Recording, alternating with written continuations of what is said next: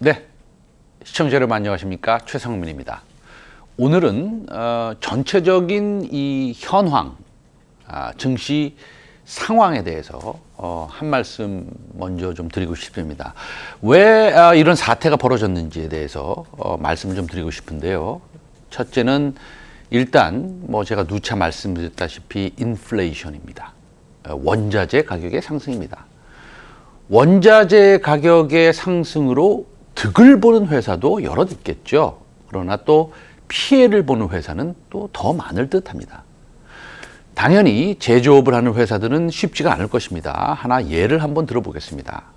네, 지금 보시는 것이 면화 가격입니다. 왜 우리가 옷을 사면 왜 100% 면이냐 이렇게 가끔씩 물어보는 경우가 있죠. 시청자 여러분들도 이제 속옷 같은 경우에는 100% 면을 많이 입으시죠. 겉옷도 많이 이제 면이 좀 부드럽긴 합니다. 지금 보시는 차트가 면화 선물 가격인데 끝도 없이 상승하고 있습니다. 당연히 방직 회사들은 수혜를 입습니다. 다만 방직된 섬유 원단을 사가서 그것으로 옷을 만드는 회사들은 원가가 올라가게 돼 있습니다. 물론 리오프닝으로 많은 사람들이 골프를 치고 또 외출이 많아지고 하면 당연히 수요가 견인돼서 의류 회사들이 원가가 조금 올라가더라도 나빠지지도 않을 수 있습니다. 그러나 어쨌든 간에 팩트는 원가가 올라갈 수 있다라는 것은 너무나 명백합니다. 간단하게 이제 숫자로만 봐도요, 방직 회사보다는 상장된 의류 회사가 더 많고요. 수혜주는 한두 개의 방직 회사가 될 수 있지만 피해주는 수많은 의류 회사가 될 것입니다. 둘째는 지금 이런 상황이 벌어진 데 있어서는 정치적인 이슈가 좀 있습니다. 두 가지 이슈가 있는데요. 아시다시피 미국의 부채 한도 문제이고 다른 하나는 미국과 중국의 관계입니다. 자, 먼저 부채 한도 문제는요, 과거부터 있었던 항상 시장의 일시적인 문제를 일으켰던 이슈입니다. 여기서 중요한 키워드는 일시적이라는 것입니다. 3일 전인가요? 예, 한국 시간 목요일이죠. 예, 그 맥코넬 공화당 상원 원내대표가 단기 부채 한도 상향에 대한 표결이 한국 시간 금요일에 있을 것이라고 언급했고 금요일 날 잘 통과가 됐습니다. 사실은 미국 정부 부채는요, 1956년 이후 한 번도 감소한 적이 없습니다. 기축통화국의 지위를 갖고 있었기에 그냥 돈을 찍어댑니다. 예. 어떻게 보면 좀 방만한 재정 운영이라고 할 수도 있습니다. 그래서 이제 미국 의회에서는 1985년 그램 루드먼 홀링스법이라는 것을 통과시키면서 정부의 부채 한도를 딱 이렇게 정하게 됐습니다. 네. 의회의 승인을 통해서 연방 정부의 부채 한도를 정하고 그 한도를 넘기면 자동적으로 재정 감축, 그거는 이제 시퀘스터라고 하는데요. 재정 감축을 단행해야 하는 그런 내용을 딱 정했습니다. 이 시퀘스터라는 것은요, 지난 2011년 오바마 전 대통령 재임 당시에도 문제가 된 적이 있었고요. 조금 더 오래된 얘기를 말씀드리면 2006년까지만 하더라도 사실은 9조 달러에 조금 미치지 못했던 미국 정부 부채가 글로벌 경제 위기를 겪으면서 2010년 14조 달러를 넘어섰습니다. 그러면 이제 부채가 늘어났다는 것은 이게 우리가 듣던 그 부양책과 동일한 사실 단어인데, 우리가 듣기에는 이제 부양책으로 듣는 거고요. 미국의 재정 정책으로 보면은 이제 부채이죠. 이 부채 한도를 상향 조정이 불가피했고 또 2011년 7월 미국 민주당과 공화당이 우여곡절 끝에 부채 한도 상향에 합의를 했습니다. 대신에 말입니다. 예산통제법, 그러니까 Budget Control Act라는 예산통제법에 따라서 2021년까지 예산 상한을 지정하는 예산 자동 삭감을 시행하기로 했습니다. 그 당시에 이 소식이 발표되니까요, 어떤 일이 있었냐면 아마 우리 시청자 여러분 기억하실 분들도 많으실 텐데 글로벌 신용평가기관 스탠다드 & 푸어스가 그해 미국 신용 등급을 하향 조정했습니다. 사상 처음으로 신용등급 강등 사태를 맞은 미국 증시도 그 당시에 곧바로 급락했고요. 한국 시장도 큰 피해를 입었습니다. 2009년부터 2011년 상반기까지 사실은 우리나라 주가가 굉장히 좋았거든요. 예, 차화정으로 대표되는 강세장이었는데 그 이후에 주가는 이제 추락하다시피 했습니다. 그 다음에 어떻게 됐느냐? 미국 정부의 부채 규모는 그 이후에도 계속해서 늘었습니다. 자, 최근 상황이 중요하지 않습니까? 이제 과거 얘기를 좀 말씀드렸고, 최근의 이슈는 바이든 미국 대통령은 지난 3월인가요? 예, 3월 맞습니다. 3월 초에 1조 9천억 달러의 추가 경기 부양책 통과 이후에도 또 몇 개월 전에 꽤 됐죠. 4월에 이제 의회 연설에서 4조 달러 규모의 초대형 지출 계획을 제시한 바 있습니다. 지난 2011년 미국 의회에서 부채 한도 상향 조정에 합의하던 시기와 현재 시장 상황은 약간 유사한 부분이 있긴 있습니다. 아마도 재정 정책, 우리가 다 아는 3.5조 달러의 인프라 부양책, 우리가 지금 기대하고 있지 않습니까? 그 규모를 사실은 줄일 수 있다라는 생각이 좀 듭니다. 그런데 말입니다. 2011년과 좀 다른 점도 있습니다. 그러니까 부채 한도를 높이면 재정 정책을 좀 줄여야 된다라는 건데 2011년과는 조금 다른 것은 뭐냐면 아직도 코로나 상황이라는 겁니다. 말씀드렸다시피 맥커널 공화당 상원 원내대표가 미국 부채 한도 적용을 오늘 12월까지 유예하자고 했고, 이 뜻은 무엇입니까? 환율과도 사실 관련이 있습니다. 자, 환율은 제가 이제 또 차차 말씀드리기로 하고요. 어쨌든 합의를 좀 이루어야 됩니다. 그렇죠? 그래서 금요일 날 합의가 이루어졌고 시장은 반등을 했습니다. 만약에 이루어지지 못했다면 그런 가정까지 할 필요 없겠지만 재무부가 채무 불이행, 그러니까 디폴트죠. 이런 것들을 선언할 것이라는 우려가 있었지만 그게 이제 잦아드는 것이죠.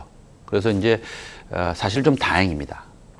어쨌든 또 다른 기타 여러 가지 이유가 많습니다. 다 말씀드리기에는 시간이 좀 부족하긴 한데, 세 번째는 사실 첫 번째 인플레이션에 관련해서 좀 말씀드렸는데 그 이유와 일맥상통한데요. 중국, 유럽의 전력 부족 사태입니다. 인플레이션과 관련이 있고요. 당연히 또한 제조업 기반에 대한 훼손에 대한 우려, 제조업 기반이 훼손될 수 있을까? 전력이 부족해서 이런 우려와 관련이 있습니다. 우리 시청자 여러분들 많이 잘 아시겠지만 석탄은 산업화를 가능하게 했고, 그런데 지금은 환경오염의 주범으로 전락했습니다.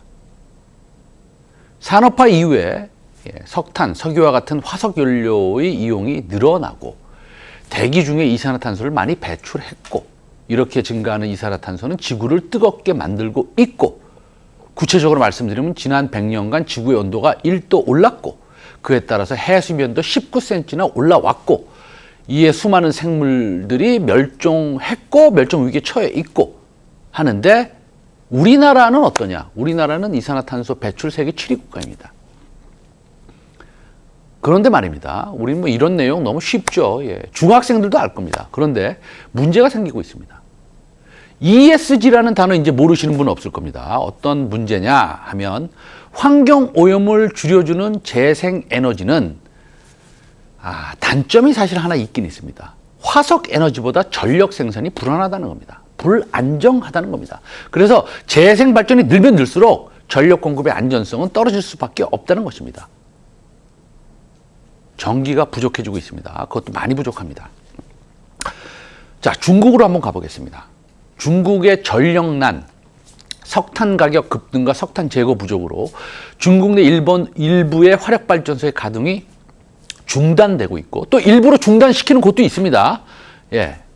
그래서 중국 전력난의 이슈가 지속되고 있습니다. 원래는 친환경 에너지로 이런 부족함을 채우려고 했던 것이죠. 그런데 중국의 전력난은 수출이 또 호황이 되니까 전력 수요 증가가 됐고요. 그 다음에 호주에서 석탄도 좀 못 가져오니까 발전용 석탄 공급이 부족했고요.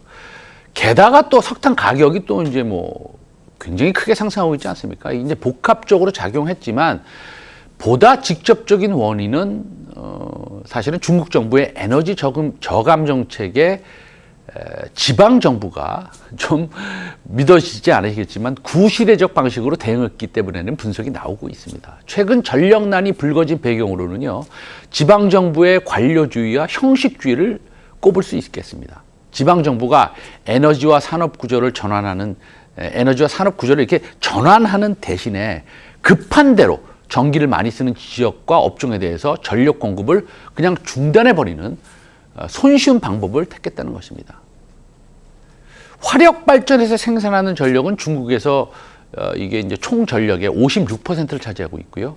화력 발전소 가동 중단이 되면 문제가 커지겠죠. 게다가 또 날씨도 안 도와주네요. 중국의 전력난은 호주산 석탄을 수입하지 않겠다. 이제 호주가 미국과의 관계와 뭐 여러 가지 이런 정치적인 이유로 호주와 관계가 굉장히 안 좋아지지 않았습니까? 중국이. 그러니까 이제 석탄을 수입을 안 하겠다. 라는 것도 있죠. 그렇지만 중부 지역의 가뭄과 태풍으로 수력 발전이 지난 분기, 6월, 7월, 8월 이 분기만 보면 마이너스 증가율을 기록한 영향이 더 큽니다. 그래서 전 세계 생산 공장 역할을 하는 중국의 공장들이 셧다운되면서 생산의 차질이 발생되면서 공급의 병목 현상이 있던 차에 더 심화되고 있다는 것입니다. 중국의 서비스업 제조업 지수가 굉장히 잘 나왔습니다. 그런데 그냥 제조업 지수, 서비스업 말고요. 서비스업 지수는 잘 나왔는데 제조업 지수 PMI를 보면 50포인트를 하회한 49.6포인트를 기록하고 공급 부족 현상의 경제지표 부진으로도 이미 증거로 나타나고 있습니다. 중국 정부의 탄소 배출 저감 정책과 부족한 중국 내 석탄 재고량을 고려하면 중국 전력난 이슈가 단기간에 해소되기는 어렵다. 물론 이런 건 있습니다. 호주산을 수입 안 하다가 지금 호주산 석탄이 중국 항구에서 하역이 또 되고 있습니다. 중국이 이제 자존심을 버리고 약간 백기를 들은 측면이 있긴 있습니다. 있는데 어쨌든 또 호주로부터 뭐라 그럴까요? 전량 수입을 하지 못하지 않습니까? 그렇기 때문에 인도네시아, 러시아, 몽골 등으로 석탄 수입을 늘리고 있습니다. 그래서 이런 점을 고려하면 전력난이 올해 4분기 이후에는 뭐 크게 악화되지 않을 것으로 생각이 들지만 그래도 몇 개월 동안에는 좀 문제가 있을 거라고 봅니다. 중국에 이어서 인도의 발전소에도 석탄 재고가 바닥났고요. 예. 인도 같은 경우에도 석탄 화력 발전소 135곳 가운데서 72곳이 석탄 재고가 사흘치도 남지 않았다고 합니다. 다른 50곳의 50곳의 재고도 10일 이상의 재고가 남는 것은 별로 없다고 합니다. 뭐 10군데 정도 10일 이상의 재고가 남았다고 합니다. 자, 유럽으로 가보면 지금 유럽은 중국과 같은 문제를 안고 있습니다. 전기가 없습니다. 전력이 없습니다. 유럽의 배경은 비슷하지만 이유는 살짝 틀립니다. 자, 앞으로 추워질 겨울을 앞두고 미국에서 천연가스가 급등했고 풍력을 엄청나게 지은 유럽은 바람이 불지 않아서 또 전기가 부족합니다. 전력 생산의 25%를 풍력 발전에 의존하고 있는 영국에서 최근 바람이 불지 않기 때문에 발전량을 줄여서 지금 뭐 믿어지지 않으시겠지만 전기요금이 1년 만에 7배로 치솟고 있습니다. 1메가와트 도매인가요? 네, 1메가와트 맞을 겁니다. 그게 작년에 한 6, 7만 원 했는데 지금 한 40만 원 한다고 합니다. 여러분 어떠십니까? 여러분 가정에 우리가 이제 에어컨 많이 틀고 해가지고 뭐 한 달에 전기세가 10만 원 나왔다고 치죠. 근데 갑자기 다음 달에 전기세가 뭐 60만 원입니다. 이러면 이게 말이 됩니까? 지금 그런 상황이 영국에서 벌어지고 있습니다. 영국의 풍력발전소 가동 중단 여파는 영국과 전력망이 연결된 유럽 각국으로 번져서 독일 등에서도 전기요금이 가파르게 오르고 있습니다. 아까 이제 말씀드렸다시피 영국의 도매 전기요금은 메가와트당 1년 전에는 뭐 약 6만 5천 원이었는데 지금 정확히 말씀드리면 45만 9천 원이랍니다. 현재는. 영국과 전력망이 독일과 연결됐다고 말씀드렸는데 전력망이 연결된 데가 독일뿐만이 아닙니다. 프랑스, 네덜란드도 연결이 돼 있고 전기 요금이 급상승하고 있다고 합니다. 바람이 멈추니까 전기가 생산이 안 되는 것이죠. 최근 영국 전역은 덥고 여름에요. 여름도 그렇게 아주 덥지 않았는데 제가 런던에 있을 때 바람이 불지 않는 한여름 같은 날씨가 이어지고 있다고 하는데 대기의 흐름이 정체된 탓에 해안에 설치된 풍력 발전기의 터빈이 멈췄고 이로 인해 전력 공급에 차질이 생긴 것이라고 합니다. 지난해 기준으로 영국의 전체 발전량의 아주 큰 포션, 정말 30에서 40%를 차지하는 풍력하고 태양열 같은 신재생에너지에 의존하고 있기 때문입니다. 이제 천연가스에 34% 의존하고 있고 원자력은 17%고 나머지는 석탄입니다. 석탄 비중이 굉장히 작네요. 그래서 지금 어떤 상황이 벌어지고 있느냐, 일단 신재생 에너지에 지나치게 의존하면 에너지 수급에 심각한 문제가 생길 수 있는 결과를 우리가 지금 보고 있습니다. 그래서 전력량을 메우기 위해서 가스, 석탄 발전소가 재가동되고 있고요. 프랑스 같은 경우에서는 원전도 또 재가동시키려고 하고 있습니다. 탄소 배출 규제 때문에 기피됐던 석탄 발전소가 다시 주목을 받고 있다는 겁니다. 단기적으로, 제가 강조하겠습니다. 단기적으로 석탄 발전소도 돌릴 수 있고 원전도 일시적으로 재개할 수 있습니다. 그리고 이제 와서 전력 생산이 불안정하니 재생에너지를 다시 쓰지 말자고 할 수도 없는 노릇입니다. 이런 상황에서 제조업 기반은 훼손될 수 있다는 것인데 다행히 어느 정도 센티멘트적으로는 우려가 좀 완화됐습니다. 아까 말씀드렸다시피 이제 첫째는 급격히 오르는 국제 천연가스 가격이 푸틴 러시아 대통령이 발언에 하락세로 돌아섰고요. 러시아 모스크바에서 열린 에너지 화상회의에서 유럽과 아시아에 대한 천연가스 공급을 확대할 것이라고 시사했기 때문입니다. 둘째는 중국의 석탄 재고 문제인데요. 아까 말씀드렸다시피 중국이 백기를 들었습니다. 이제 미중 갈등 속에서 미국 편에 선 호주에 보복하기 위해서 중국 당국이 호주산 석탄의 수입을 막았지만 석탄 부족 사태가 심각해지자 현재 중국 수입업자들이 호주산 석탄을 하역하기 시작했습니다.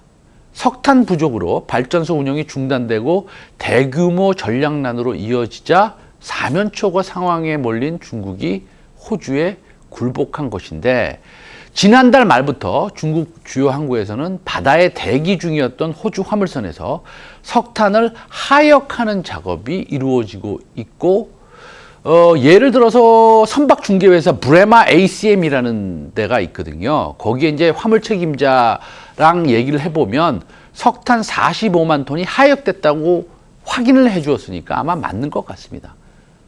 지난해 중국은 국영에너지 기업과 제철소에 호주산 석탄 수입을 중단하라 이렇게 명령했거든요. 이제 세계 최대 석탄 수출국인 호주에 대한 무역 보복이었는데 이 조치로 호주는 약 한 4조에서 5조 사이에 손실을 입었습니다. 중국이 저탄소 정책으로 가는 중에 이 캐즘을 만났고 친환경 정책을 포기할 수도 없고 그 와중에 석탄 발전소를 쓰지 않을 수도 없는 상황에서 해결책인 것은 사실입니다. 왜 시장이 그동안 어려웠는지에 대해서 세 가지 이슈를 말씀드렸는데 앞으로는 어느 정도 우리가 시장에 대한 기대를 가질 수 있는지에 대해서 말씀을 드리겠습니다. 첫째, 환율입니다. 원화 환율이 다소 빠르게 약화됐습니다. 지금 1190원 정도 되고요. 금요일 기준입니다. 우리나라 시장에 가장 큰 타격을 입혔습니다. 자, 그러면 환율이 어떻게 될 것이냐라고 물어보신다면 참 이거 말씀드리기 곤란합니다. 말씀을 드려보도록 하는데 환율은 곧 외국인의 수급이고요. 시장의 방향성이고요. 그렇기 때문에 제가 말씀드리는 것은 곧 우리나라의 주식시장과 일맥상통한다고 보시면 되겠습니다. 그간 달러화는 높은 원자재 가격에 따른 인플레이션과 금리 인상 우려가 겹치면서 상승했습니다. 제 말은 강했습니다. 가치가 상승했습니다. 반면에 원화는 당연히 약세였죠. 한때 달러는 94.4를 기록하고요. 연내 최고치를 달성했고요. 유로화는 독일 8월 공장 수수가 전월 대비 7.7% 감소하는 이런 여러 가지 예상보다 부진되는 이유가 있어서 달러 대비 또 약세를 보냈습니다. 여기서 또 중요한 거는요. 뉴질랜드 달러가요. 뉴질랜드 중앙은행의 금리 인상이 있었지 않습니까? 목요일 날 있었나요? 예. 그런데도 불구하고 달러 강세에 압도되며 하락했고요. 미국의 지금 거시경제 상황을 보면 목요일 날 그 9월 ADP는 이제 그냥 사기업입니다. 사기업에서 이제 민간 고용을 발표하는 회사인데 민간 고용이 전월 대비 56만 8천 명 증가해서 예상치 42만 5천 명을 웃돌았다는 소식에 시장은 조금 안정화가 됐습니다. 일단 채권 금리가 안정화되고 있습니다. 장기적으로 올라갈 것으로 봅니다. 채권 금리가 올라가지 않겠다는 얘기를 하는 게 아닙니다. 그러나 올라가는데 그동안 올라왔던 속도와 비교하면 충분히 안정적으로 상승할 것으로 기대합니다. 왜냐하면 ADP 고용지표가 좋았습니다. 고용이 좋다는 것은 일하는 사람이 많이 늘었다는 얘기이고 그 얘기는 병목 현상이 좀 완화될 수도 있다는 의미입니다.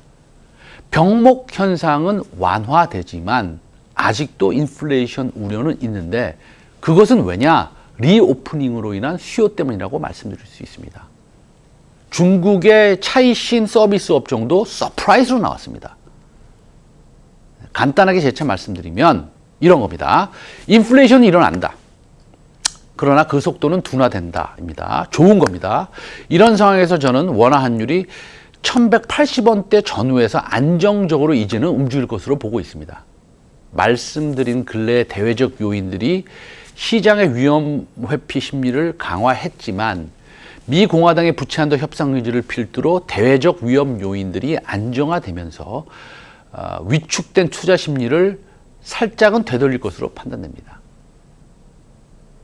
자, 둘째는 우리가 이제 이걸 보겠습니다. 시장의 센티멘트, 사실은 보조 지표를 활용한 과거의 역사를 보면서 반등할 수 있는지 훨씬 더 여지가 있는지에 대한 것을 한번 확인해 보겠습니다. 두 가지 보조 지표 보겠습니다. 첫째는 지금 보시는 것은 RSI입니다. 상대 강도 지수인데요.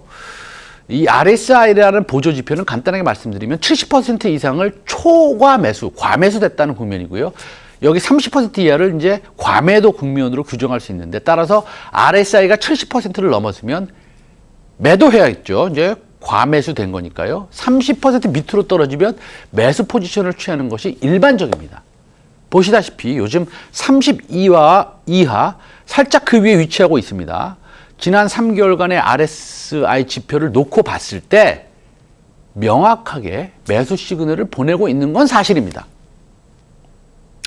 둘째는 이격도를 한번 보겠습니다. 이격도라는 것은 주가와 이동 평균선 사이가 얼마나 떨어져 있는지 그 괴리율을 나타내는 것인데 당일의 주가를 이동 평균치로 나눠 구하는 것이고 단기 투자 시점을 포착하는 기술적 지표가 있는데요. 지난 1년 동안의 이격도 최하단을 보면 여기 이제 박스 보이시죠? 1번, 2번, 3번 전부 지난 수요일의 하단인 95보다는 항상 위였습니다. 그래서 지금 박스 아래 박스 보이시는 거 1번, 2번, 3번 전부 여러 이유로 지난 연초부터 3번의 조정을 겪었는데요. 그래봤자 이 현재라는 건 이제 수요일, 목요일 기준이긴 합니다. 목요일, 금요일 이제 반등을 했기 때문에 좀 올라오긴 했습니다. 그러나 사실은 그때보다는 조금 좋았던 상황이었다. 이렇게 표현하는 게 쉽겠네요. 그렇다면 현재 주가는 어쨌든 간에 기술적인 관점에서는 충분히 과매도 상태라는 것입니다. 목요일 의미 있는 반등이 나왔고 금요일 뭐 반등이 나왔다고 볼 수는 없지만 그렇다고 크게 하락하지도 않았습니다. 그렇죠? 단기적인 시황을 좀 말씀드렸고요. 우리가 왜 이런 엄청난 일을 단기적으로 겪었는지에 대해서 그 이유를 좀 말씀드렸습니다. 단기적으로는 반등을 좀 바라보고 있고 중기적인 뷰는 또 제가 공개 방송을 통해서 아니면 다음 주에 또 좀 더 연구와 리서치를 통해서 또 설명을 드리도록 하겠습니다. 네, 시청자 여러분 감사합니다. 최성민이었습니다.